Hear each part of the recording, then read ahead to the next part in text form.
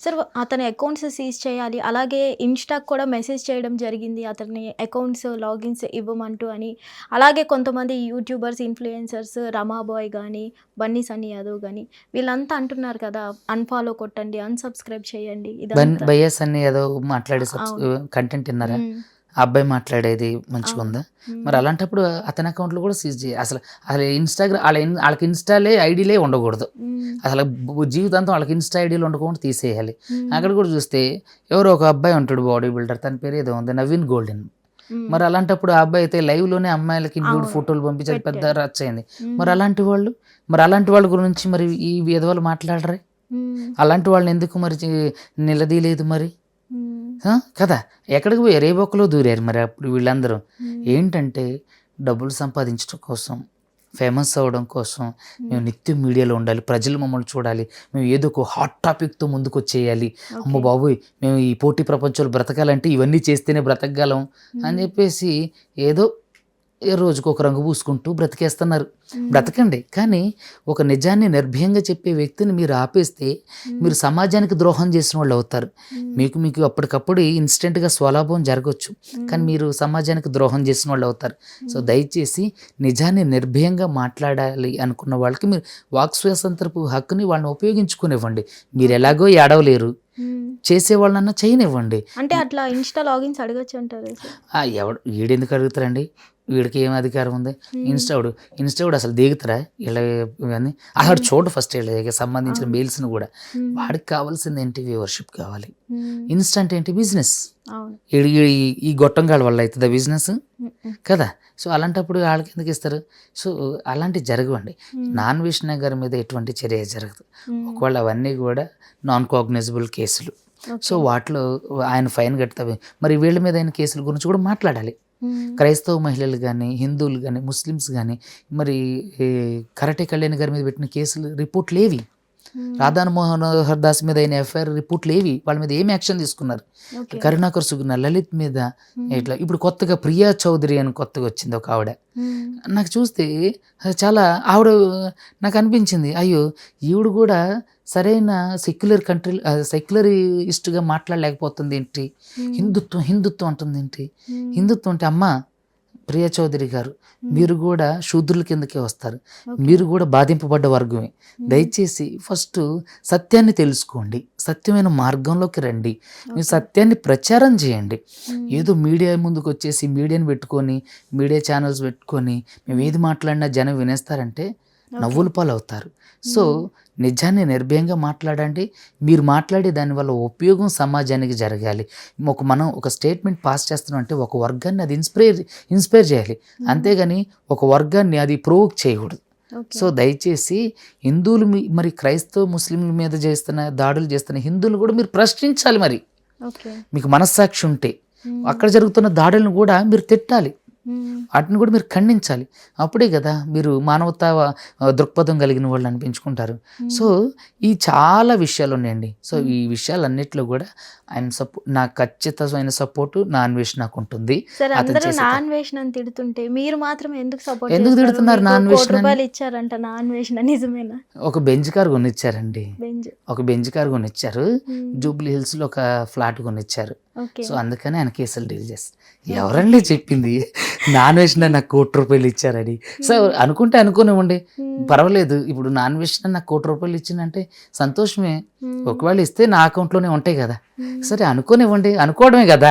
హ్మ్. దాన్ని ఇప్పుడు ఒక వ్యక్తిని ఇలా అనుకుంటుండంటే దాన్ని మనం ఆపలేం కదా! అవును. అనుకోనివ్వండి. హ్మ్. ₹1,00,00,000 కదా! నాకు ఒక బెంజ్ కార్ ఒక ఆడి కారును, ఒక ఫ్లాట్ కొనిచ్చారాయన. ఓకే. అతనితో నేను మాట్లాడిందే లేదు ఇంతవరకు. హ్మ్. సో, కాబట్టి అనుకోనివ్వండి. ఎవరేదనుకున్నా సరే, హ్మ్. మన వ్యక్తిత్వం అయితే తప్పు కాదు కదా! ఓకే. మనం నిజాన్ని నిర్భయంగా మాట్లాడాలి అనుకున్నప్పుడు దాన్ని నిర్భయంగా మాట్లాడాలి. అసలు ఏ అడ్వొకేట్ ముందుకు రానప్పుడు మీరెందుకు నాన్ వేషన ఎందుకు దాని ముందుకు రావద్దు? మాట్లాడుతున్నారు? ఇప్పుడు నేను ప్రతి అంశం అంటే ఏదైతే ప్రాథమిక అంశాలున్నాయో వాటన్నిటి మీద నన్ను మాట్లాడమని అడిగినప్పుడు, హ్మ్. అతని మీద కేస్ అయినప్పుడు నేనెందుకు మాట్లాడొద్దు? హ్మ్. అతను మంచి వ్యక్తే గదా! అతని ఓకే. వల్ల సమాజానికి మంచి జరిగింది గదా! అలాంటప్పుడు ఏ అడ్వకేటు మాట్లాడలేదంటే హ్మ్. ఆళ్ళకి టైం లేకపోవచ్చు. అంటే లేదంటే త్వరలో మీరేమైనా టేకప్ చేసుకునే పరిస్థితి ఆ! ఉందా? మోస్ట్ ప్రాబబ్లీ అయితే సంతోషమే అయితే గదండీ! మీకు కోటి దొరికింది. అయితే సంతోషమే గదండీ! హ్మ్. అలా. సో, కాబట్టి నాన్ వెజ్ అనే వ్యక్తి తప్పు చేసిండనైతే నేను అనను. అతను ఓకే. ప్రశ్నించే ప్రతి ప్రశ్న హ్మ్. నిజమైంది. ఒక ఓకే. టాబ్లెట్ ఏసుకోవడానికి హ్మ్. మనుషులందరూ ఎందుకు భయపడతారు? చేదుగుంటది. అవును. కానీ టాబ్లెట్ ఏసుకోవడం వల్ల ఏంటి? ఆ జబ్బు తగ్గిపోతది. సో, హ్మ్. అంటే ఆ మంచి అనేది అందరికీ చేదే. ఓకే. నాన్ వెజ్‌ని మాట్లాడే మంచి అనేది అందరికీ చెడ్డ చేసేవాళ్ళందరికీ కూడా అది చేదే. ఓకే. ఎందుకంటే వాళ్ళనే కదా ప్రశ్నించేది. హ్మ్. వాళ్ళకే కదా ఉలికిపాటు. అవును. వాళ్ళే కదా నిత్యం అలాంటివి చేసేది. సో, హ్మ్. అందుకని వాళ్ళకి భయం. హ్మ్. సో, ఇలాంటి వీటిని ప్రొటెస్ట్ చేసుకుంటూ ఇంకొకడు మాట్లాడకుండా ఉంటే మేము స్వేచ్ఛగా యథావిధిగా ఇలాంటివన్నీ చేసుకోవచ్చని ఒక భద్రత అంటే ఒక భావంలో ఉన్నారు కాబట్టి వాళ్ళకి భయం. హ్మ్. నార్మల్ వాళ్ళకి ఎందుకు భయం? ఓకే. చూడండి మీరు సోషల్ మీడియాలో నాన్ వెజ్ నాకెంత ఫాలో ఉందో. సో, హ్మ్. కాబట్టి అది తప్పు. ఏదో అతను పేరు ప్రఖ్యాతలు కలిగినోడు కాబట్టి అతని గురించి మాట్లాడితే ఫేమస్ అయితామని ఈ ఈ బ్యాచ్ అంతా ఈ ఈ మందంతా వచ్చి ఏదో పొలవమంటూ రాసేసుకొని పూసేసుకొని చూస్తున్నారు. కానీ జాగ్రత్త. ఓకే. చదువుకున్నటువంటి వర్గానికి, హ్మ్. జ్ఞానవంతులైనటువంటి వర్గానికి, సెక్యులరిస్టులకి, హ్మ్. ఫెమినిస్టులకి మీరందరూ జోకర్‌లాగా కనపడతారు. ఓకే. అది. సార్ ఇప్పుడు నాన్ వేషణ కేసు గనుక మీరు తీసుకుంటే నాన్ వేషణ గారు అరెస్ట్ అయ్యే ఛాన్సెస్ ఉన్నాయంటారా? లేదండి. అవ్వరు. అరెస్ట్ కాడు. నాన్ హ్మ్. Cognisable sections. ఓకే. ఇంకోటేంటంటే ఐటీ హ్మ్. యాక్ట్ కూడా హ్మ్. నాన్ కాగ్నిజబులే. ఓకే. ఈళ్ళు ఏదైతే అకౌంట్‌లో సీజ్ చేయమంటున్నారో హ్మ్. అసలది సీజ్ కావు. ఆ అకౌంట్‌లో సీజ్ కావు. ఓకే. సో, కాబట్టి హ్మ్. దానివల్ల పెద్ద ప్రాబ్లమ్ ఏం లేదు. హ్మ్. ఒకవేళ నా అన్వేషణ గట్ట కాంటాక్ట్ అయ్యాననుకోని చేద్దాం. అందరి క్లయింట్ లాగే అతను కూడా. ఓకే. హ్మ్. సో, ఎలాంటి శిక్ష నాన్ వేషణ గారికి పడదంటారు? జరగదు. అయితే జరగదు. ఫైన్ పడతది. ఫైన్ పడతదంతే. హ్మ్. సో, ఇదంతా ఇష్యూ వచ్చింది అసలు శివాజీ గారి వల్ల. సో, హ్మ్. శివాజీ గారి కామెంట్స్ చేయడం, అలాగే అనసూయ గారు రెస్పాండ్ అవ్వడం. సో, అనసూయ గారు మాట్లాడింది నిజమేనంటారా? కరెక్టేనా అసలు? 100% తప్పు. తప్పు. 100 నేను అనసూయ గారు మాట్లాడిన మాటలను తీవ్రంగా ఖండిస్తా. హ్మ్. సందర్భం వచ్చింది కాబట్టి మనం మాట్లాడుకుంటున్నాం. నన్ను ఓకే. చాలామంది ఈ విషయం గురించి మాట్లాడమని పిలిస్తే, ఎందుకులే ఈ విషయం గురించి మాట్లాడడం అనుకున్నా. హ్మ్. కానీ ఇప్పుడు సందర్భం వచ్చింది కాబట్టి నేనేమంటున్నానంటే శివాజీ గారు మాట్లాడింది 100% కరెక్ట్. హ్మ్. సో, ఏంటి అననంటే ఇప్పుడు సాధారణ గృహిణి లేదంటే చదువుకునే ఒక స్త్రీ, హ్మ్. లేదంటే భర్త అయిన ఒక స్త్రీ, ఇది భార్య అయినటువంటి ఒక స్త్రీ, ఓకే. కూతురైనటువంటి ఒక స్త్రీ, హ్మ్. లేదంటే తల్లి అయినటువంటి ఒక స్త్రీ, హ్మ్. ఎవరైనా సరే మగాడు ఏమనుకుంటాడు? పద్ధతిగా, నీట్‌గా, హ్మ్. పొలైట్‌గా హ్మ్. ఉండాలనుకుంటాడు. అవును. బరిదెగించి బట్టలు సగం సగం వేసుకొని హ్మ్. తర్వాత రోడ్ల మీద రోడ్ షోలు చేసుకుంటూ ఉంటే నచ్చుతదా? హ్మ్. కదా! అవును. కదా! అట్లా ఎవ్వరికీ నచ్చదు. హ్మ్. సో, ఎవ్వరైనా సరే ఇప్పుడు ఇక్కడ చాలామందున్నారు. హ్మ్. వీళ్ళ భర్తలు వీళ్ళ భార్యలు హ్మ్. అంటే మిడ్డీలు, చెడ్డీలు ఏసుకొని, హ్మ్. బ్రాలేసుకొని లేకపోతే రకరకాలతో బయటకొస్తే ఊరుకుంటారా ఎవరైనా? ఊరుకోరు. పద్ధతి లేదా? పాడులేదా అని అనరా? హ్మ్. సో, ఆడవారికి కొన్ని కట్టుబాట్లున్నాయి. ఓకే. సరే సినిమాలో పాత్రకు అనుగుణంగా నటించడం వేరు. హ్మ్. బయట బాహ్య ప్రపంచంలో పద్ధతిగా ఉండడం వేరు. మీరు ఓకే. చూడండి హ్మ్. సాయి పల్లవి గారు ఎంత మంచి యాక్టర్ అండి. హ్మ్. కదా! తనెప్పుడైనా అభ్యంతరకరమైనటువంటి డ్రెస్ సెన్స్ చేసుకున్నారా? లేదు. ఎక్కడికన్నా వచ్చినా. అవును. కీర్తి సురేష్ ఉన్నారు. హ్మ్. ఆవిడెక్కడైనా అభ్యంతరకరమైనటువంటి డ్రెస్ సెన్స్ ఏసుకొని వచ్చారా? హ్మ్. అలాగే కదా! ఇప్పుడు చాలామంది కొత్త కొత్త అమ్మాయిలు గూడా హీరోయిన్స్ వాళ్ళు సినిమాలో మాత్రమే అలా నటిస్తారు. కానీ ఓకే. బయటకొచ్చినప్పుడు అలాంటి అంటే వస్త్రధారణ వాళ్ళు ఇష్టపడరు. హ్మ్. సో, చాలామంది ఏం చేస్తారు 'జాన్వీ కపూర్' గూడా ఏముంటది, మీకు కంఫర్టబుల్ ఉన్న డ్రెస్ ఏంటంటే శారీ. అవును. అంటే అంత గొప్ప ప్రాముఖ్యత ఉన్నటువంటి శారీ లేదంటే హాఫ్ శారీ హ్మ్. లేదంటే ఒళ్ళు కనిపించకుండా హ్మ్. ఉండేటువంటి ఈ ఈ బట్టలు ఏవైతే ఉన్నాయో అలాగే కోరుకుంటాడు ఏ పురుషుడైనా. ఓకే. సో, సమాజం కూడా దాన్ని యాక్సెప్ట్ చేస్తది. హ్మ్. ఆడవాళ్ళైనా సరే పద్ధతిగా ఉండడాన్నే ఇష్టపడతారు. ఇప్పుడు ఓకే. పెళ్లి చూపులు ఉందండి. పెళ్లి హ్మ్. చూపులు ఎందుకు చీర కట్టి చక్కగా అలంకరించి నగలు, బొట్టు, గాజులు పెట్టి ఎందుకు తీసుకొచ్చి చూపిస్తారు? హ్మ్. మరి బికినీ ఏసో, మిడ్డీ ఏసో, హ్మ్. బ్రాలేసుకోనో ఇట్లా హ్మ్. ఎందుకు రారు? హ్మ్. నేనేమంటానంటే అది తప్పు అని అనట్ల. అది 100% తప్పే. ఓకే. అది ఎప్పుడు వేసుకోవాలి అలాంటి బట్టలు హ్మ్. స్త్రీమూర్తులు? తన భర్తతో ఉన్నప్పుడు అవును. శైనేషు రంభ అంటుంటారు కదా! హ్మ్. అలాంటి సందర్భంలో భర్తకు మాత్రమే కనిపించే విధంగా వేసుకోవాలి. ఓకే. సినిమాలో అంటారా అది వృత్తిరీత్యా చేసేది కాబట్టి, హ్మ్. రంగుల ప్రపంచంలో తప్పదు కాబట్టి హ్మ్. మనం అక్కడ చేయొచ్చు. కానీ ఓకే. బాహ్య ప్రపంచంలో మనం ఒక వ్యక్తిగా ఉన్నప్పుడు, ఒక సెలబ్రిటీగా ఉన్నప్పుడు, ఎంతోమందికి తెలిసిన వ్యక్తిగా ఉన్నప్పుడు, హ్మ్. ముఖ్యంగా తల్లిగా ఉన్నప్పుడు, ఇద్దరు ఓకే. పిల్లలకి తల్లి, అవును. ఒక భార్యగా ఉన్నప్పుడు ఆ వస్త్రధారణ అనేది కంఫర్టబుల్‌గా చూసేవారికి కంఫర్టబుల్‌గా ఉండాలి. ఓకే. చూస్తారు, కోరుకుంటారు. హ్మ్. మగవాళ్ళు ఏం చేస్తారు? వాళ్ళ ఇంట్లో వాళ్ళందరూ పద్ధతిగా ఉండాలనుకుంటారు. హ్మ్. చూసే వాళ్ళందరూ ఏం చేస్తారు? ఇలా ఉండాలి, అలా అవును. అదే అదే తెలుసుకోవాలి. ఓకే. సో, అలా కోరుకునే వాళ్ళు చాలా తక్కువ ఉంటారు. హ్మ్. అలా కోరుకునే వాళ్ళే తప్పుగా మళ్ళీ మాట్లాడతారు. ఓకే. ఎవరైతే అలా చూడాలని అని అనుకుంటారో మళ్ళీ వాళ్ళే వాళ్ళ గురించి తప్పుగా మాట్లాడతారు. చీర కట్టుకొని మీరు మంచిగా, అంటే చీరనే కాదు, సాంప్రదాయబద్ధమైనటువంటి దుస్తులు, ఒంటిని కప్పుకునే దుస్తులు ఉన్న వాళ్ళని ఏ మొగుడినైనా సరే వెళ్ళి కామెంట్ చేయమనండి. ఒక స్త్రీమూర్తిని చూడడంతో కామకోరికి రావడం కాదు రావాల్సింది. అని చూస్తే అరే చూడండి ఎంత చక్కగా పద్ధతిగా ఉందిరా అని అనిపించాలి. ఎవరైనా కోరుకునేది ఇదే, సమాజంలో యాక్సెప్ట్ చేసేది ఇది. నేను ఖచ్చితంగా అనసూయ గారి వ్యాఖ్యల్ని స్ట్రాంగ్గా అపోజ్ చేస్తాను. ఎందుకంటే ఆ మాట్లాడేది అంతా బేస్లెస్, అంతా ఏంటంటే మేము ఇలా చేస్తాం అలా చేస్తాం. మళ్ళీ ఆవిడే ఒక సందర్భంలో అంటది ఏమని, నా కొడుక్కి నేను వేసుకునే డ్రెస్ సెన్స్ నచ్చదు అని.